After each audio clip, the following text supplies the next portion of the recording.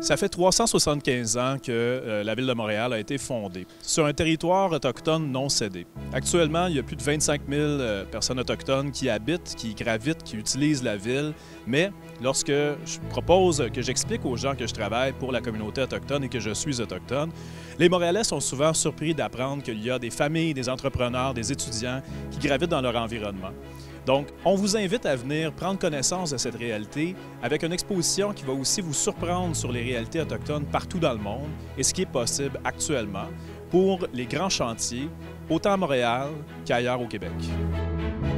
En ce qui concerne la section ici, on a voulu inspirer les Montréalais, les Québécois, les Autochtones aussi à croire que c'est peut-être important d'avoir un processus de gouvernance. Ça a l'air un peu plate dit comme ça, mais ce qu'on espère avoir, c'est un guide du design autochtone comme la ville de Auckland et les Maoris. Ils ont créé quelque chose qui maintenant encadre et qui suscite l'intérêt de créer de grands projets.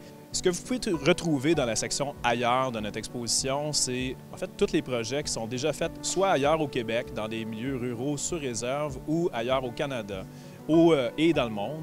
Parce que c'est important de savoir qu'il y a beaucoup de projets de design autochtone qui sont déjà faits. Déjà, c'est dans nos traditions, mais aussi dans la modernité, ça existe. Puis c'est important d'élever les attentes des Montréalais. C'était notre intention de démontrer que c'est possible de faire de grands projets et Montréal mérite d'avoir ces grands projets aussi pour la culture autochtone.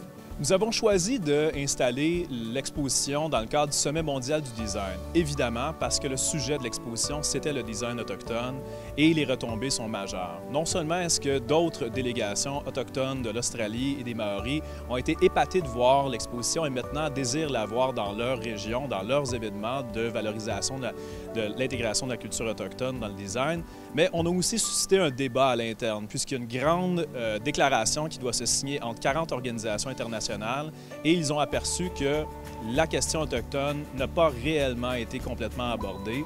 Donc, nous avons été approchés, ainsi que les délégations autochtones, pour une prochaine mouture de cette grande déclaration du design international pour repenser quelle est la place des Autochtones.